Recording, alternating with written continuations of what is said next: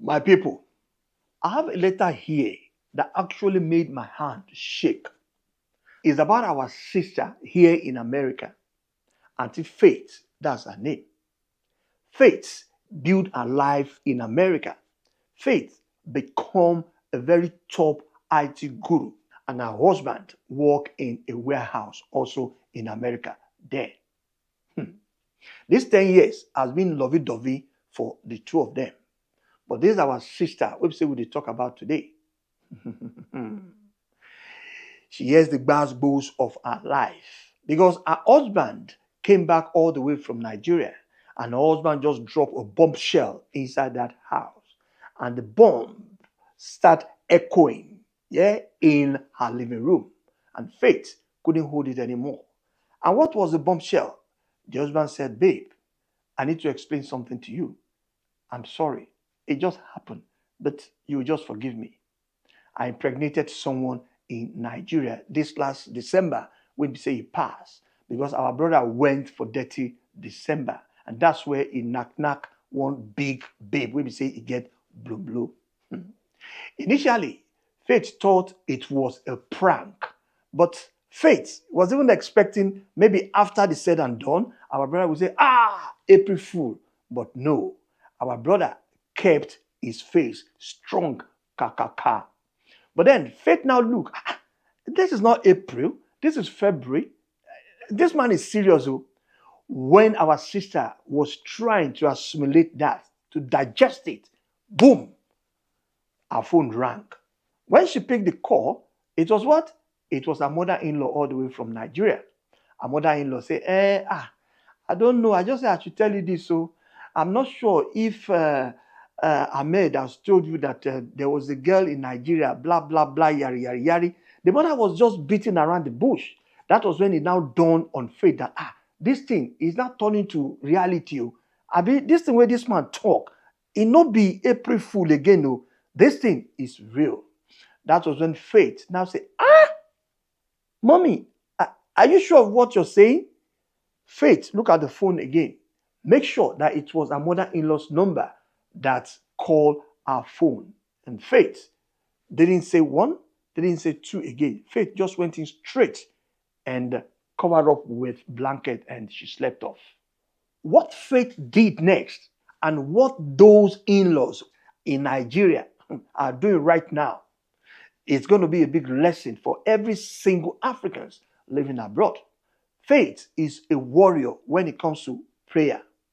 And Faith is the one that even financed the whole bills of that house. Our brother Ahmed, from the little money he made from the warehouse work, he sent the money to Nigeria for them to build a house for him because he said that's going to be his retired place in life. So Faith didn't mind because, money was coming in. Money is not a problem. But it didn't end there. Faith is the one that even processed the paper, the document of Ahmed's siblings, the ones in Europe right now. She paid for their visa. She paid for their flight. She paid even for their settlement in Europe. Every single month, Faith sent salary to her father and her mother-in-law in Nigeria just for their upkeep. She was the ATM of the entire Ahmed's family, both in Nigeria and even in Europe. And why did Faith, why is she doing all this? Because Faith couldn't have a child yet. And you know what that is in our culture? Child, baby. Faith didn't have a single pen. And she thought by over pampering, by overdoing all this thing, by providing that, one way or the other, that she will be the super daughter-in-law. And she was using that to buy their loyalty. And that was one of the top reasons why she's doing all those things, being generous. But listen to the wickedness. While Faith was sending money to Nigeria, the mom of Ahmed and the siblings, they were using the same money sent to them to scout for a fertile girl for their son. Girl with big blue. You understand? Rumu. They waited for Ahmed to come for this dirty December and they set him up. They set Ahmed up, Nobody say Ahmed, I want him. They set him up. They encouraged him. They persuaded him. They torturate, they talk, put something in his head. These are the same people whose bills, were being paid by Faith. They are also the architect of Faith's heartbreak. Now, this is where it now gets hot. Because of her generosity, Ahmed thought probably by the time they talk to Faith, Faith will calm down and everything will be okay within him and Faith. He forgot one thing, that Faith is the one who petitioned for him in America. And in America, when you sponsor a spouse, you sign what we call affidavit of support. You are the financial anchor of Ahmed in America. Faith didn't cry. Faith didn't roll on the floor, or even calling other people or calling pastor or whatever. Faith did 3 things that have sent the entire family into panic now. They are all in panic mode. What did the Faith did? Faith packed this man back. The small, the big one, the heavy one, pack everything herself. Put it on the driveway for him. So that on his way coming back from work, he will get to see his bags there and then he knows what next. I mean, you need to go out, isn't it? The second thing that Faith did was to cut off his access from her bank account. The ATM, the one with Mr. Ahmed, officially is crashed. Ahmed cannot use that ATM again. So Ahmed is in trouble. Finally, Faith now filed for divorce immediately. Sharp. The in-laws now, they've heard this. They noticed all this. They were now calling. The same mother-in-law who was celebrating the pregnancy is now crying. Please, me. Please, don't deport my son. Settle it amicably. Please, I beg you in the name of Allah. Don't do this. Please, I beg you. As a matter of fact, please, he's the only person that Godule. Please, help us. They were even bringing religious into this matter, saying, oh, in Islam, a man can have 2 wives.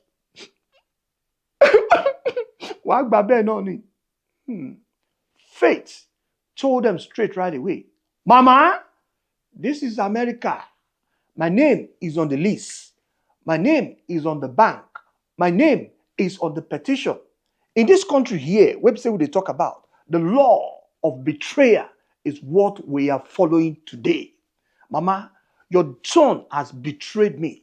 Your son has betrayed my trust. And this America here, that is the law that we'll use, because that is what I'm going to call marriage fraud. And that's a big offense in America. Simply because our brother has the green card with him. He has not filing for American passport.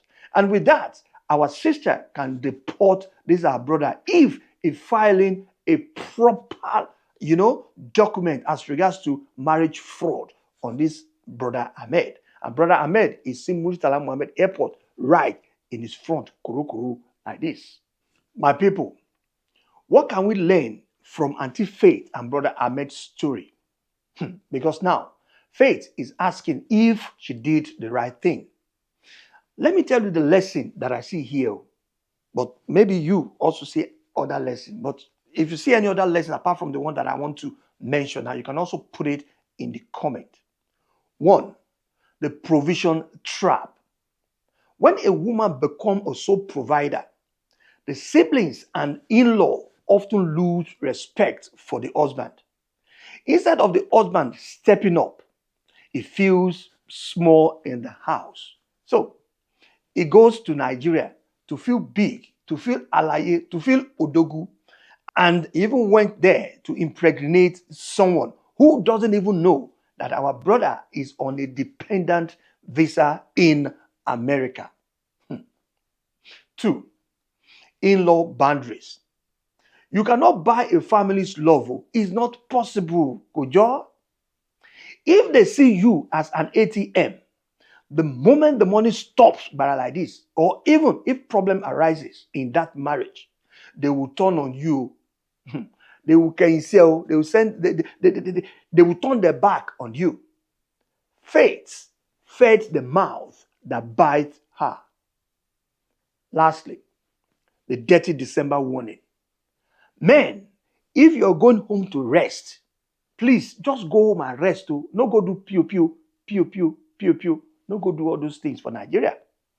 Remember, especially the woman who is working overtime in the cold to keep your status legal in America.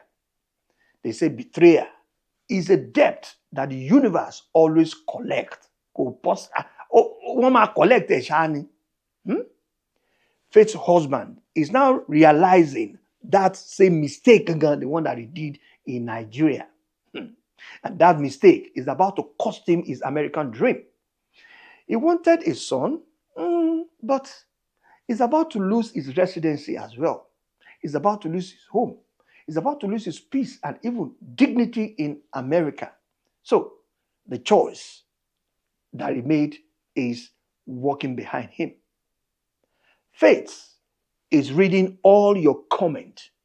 And please, she wants to know, should she listen to the religious plea and even accept the baby mama?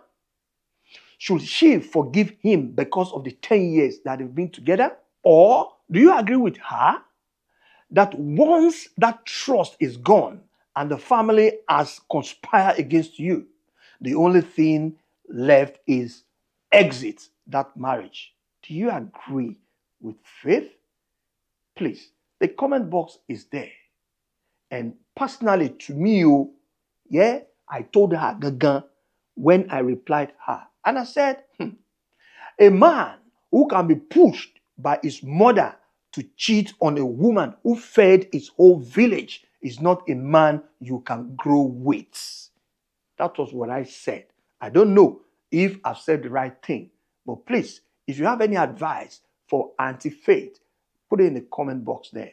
And I'll be so glad if you can advise her. What do you think, my smart followers? Please, advise my sister now in the comment. Or is she being too harsh by filing for divorce sharp and risking his deportation back to Nigeria? Or this is restorative justice he deserved? I'll be in the comment also watching the debate. This is African Black Gold TV. Please subscribe, share to every auntie and sister abroad. Let them wake up. I'll see you in the next video.